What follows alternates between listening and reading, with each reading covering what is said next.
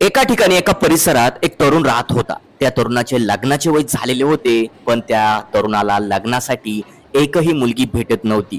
मग मुलगी भेटत नसल्यामुळे त्या तरुणाचे आई वडील हे खूप दुःखी होते. मग आपल्या मुलाचे लग्न कधी होईल, कधी त्याचा संसार हा सुरळीत चालेल, याच गोष्टीने त्या मुलाचे आई वडील हे वैतागून गेले होते. मग त्या तरुणाच्या आई-वडिलांनी त्याच्यासाठी खूप मुली बघितल्या. पण मुलींच्या ज्या अपेक्षा होत्या हे खूप मोठमोठ्या होत्या आणि त्यामुळे त्या तरुणाला मुली नकार देत होत्या. पण काही दिवसांनी त्या तरुणाची ओळख एका 60 वर्षीय महिलेसोबत झाली. मग त्या महिलेसोबत गप्पा गोष्टी करत असताना तो तरुण त्या महिलेला म्हणाला, की "अहो माझं लग्न होत नाही. तुमच्याकडे जर एखादी मुलगी असेल तर मला लग्नासाठी बघा." त्यावरती महिला त्या तरुणाला म्हणाली, की "माझ्या बघण्यामध्ये एक सुंदर मुलगी आहे आणि ती मुलगी शिकलेली आहे. पण ती मुलगी जर तुम्हाला लग्नासाठी करून आणायची असेल, तर तिच्या आई-वडिलांना तुम्हाला काही पैसे द्यावे लागेल, कारण तिचे आई-वडील खूप गरीब आहे." मग हा तरुण थोडा विचार करायला लागला, की काही पैसे आपल्याला द्यावे लागतील तरी चालेल, पण लग्न होऊन जाईल, संसार सुरळीत चालेल आणि एकाकडचं डोक्याचं टेन्शन जाईल. म्हणून त्या महिलेवर विश्वास ठेवून त्या पुरुषाने त्या महिलेला काही रक्कम दिली आणि तिला सांगितलं, की ही रक्कम त्या मुलीच्या आई-वडिलांना तुम्ही द्या आणि लग्नाच्या तयारीला लागा. मग रक्कम वगैरे घेतल्यानंतर ती महिला त्या मुलीला त्या तरुणाच्या घरी घेऊन येते आणि घरी आणल्यानंतर एका ठिकाणी जाऊन त्या तरुणासोबत त्या तरुणीचं लग्न लावून देते. मग त्या तरुणीचं चांगल्या प्रकारे त्या तरुणासोबत लग्न होतं, सगळ्या गोष्टी होतात. मग जेव्हा ती नवरी मुलगी त्या तरुणाच्या घरी येते, तेव्हा त्या तरुणासोबत असं काही धक्कादायक कृत्य घडून येतं. ते धक्कादायक कृत्य ऐकून मंडळींनो तुमच्या तळपायाची आग मस्तकात जाईल. नेमकं मंडळींनो काय घडलं होतं या प्रकरणात आणि कुठे घडली ही घटना हे अगदी सविस्तर तुम्हाला या व्हिडिओमध्ये मी सांगणार आहे.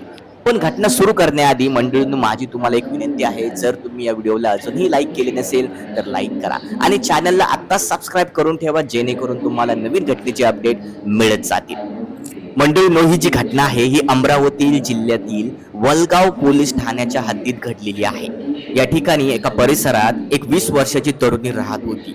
आता या तरुणीची जी परिस्थिती होती ही खूप गरीब होती आणि गरीब परिस्थिती असल्यामुळे ही तरुणी वेगवेगळ्या ठिकाणी कामाला जायची आणि आपलं घर चालवायची.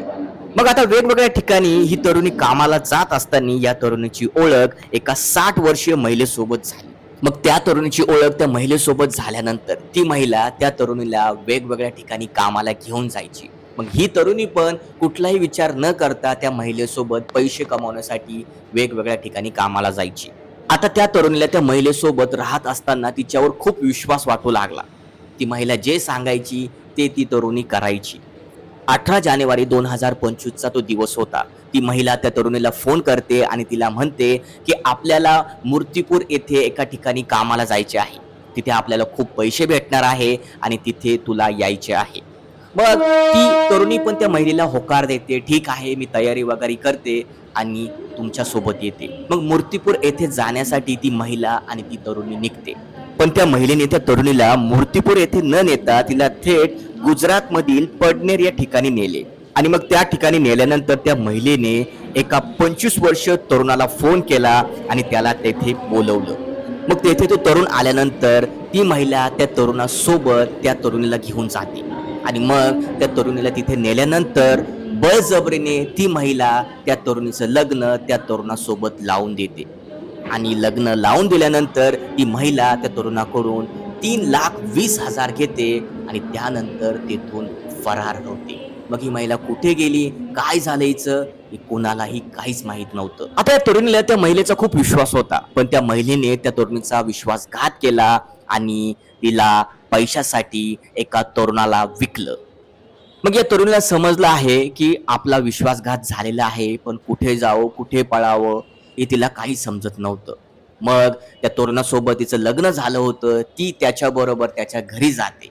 4-5 दिवस त्याच्याबरोबर राहते, सुहागरात वगैरे करते. सगळ्या गोष्टी तिच्या चांगल्या प्रकारे होतात.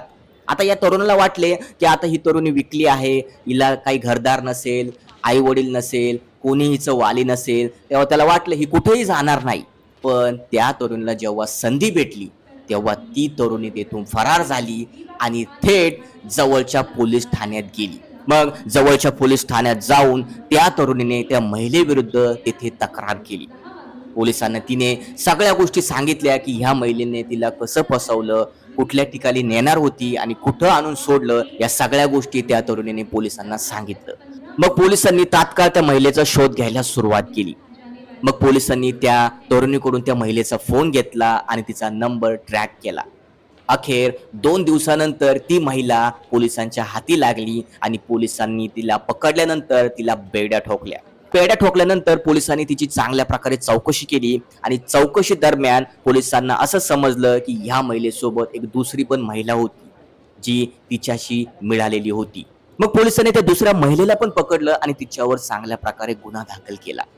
मंडळींनो, सध्या या 2 महिलेचं प्रकरण न्यायालयात चाललेलं आहे. पण त्याचबरोबर जो तो नवरदेव होता ज्याने त्या तरुणीला विकत घेतलं 3,20,000, त्याच्यावर पण पोलिसांनी चांगल्या प्रकारे गुन्हा दाखल केला आणि त्याला पण त्या महिलांसोबत न्यायालयात हजर केलं. पण मंडळींनो, तुम्हीच बघा, समाजात अशा प्रकारच्या घटना घडत आहे. आजकालची जी मुले आहे लग्नासाठी खूप रखडलेली आहे, त्यांचे लग्न होत नाही आणि अशा प्रकारच्या त्या मुली विकत आणतात आणि लग्न करून घेतात. मंडळींनो, तुम्ही पण तरुण आहात, तुमचे लग्न होत नसेल तर घाई करू नका. चांगल्या त्या मुलीची विचारपूस करा आणि त्यानंतर लग्न करा. मंडळींनो, या घटनेचा उद्देश कुणाच्या भावना दुखवणं किंवा कुणाला वाईट बोलणं हे नाही. जे समाजात घडते आजकाल जे चाललेलं आहे तेच मी तुम्हाला सांगत आहे. मंडळींनो, अशा सत्य घटना बघण्यासाठी या चॅनलला तुम्ही आता सबस्क्राईब करा. तर चला मंडळी, भेटू एका पुढच्या नवीन घटनेमध्ये. तोपर्यंत जय महाराष्ट्र.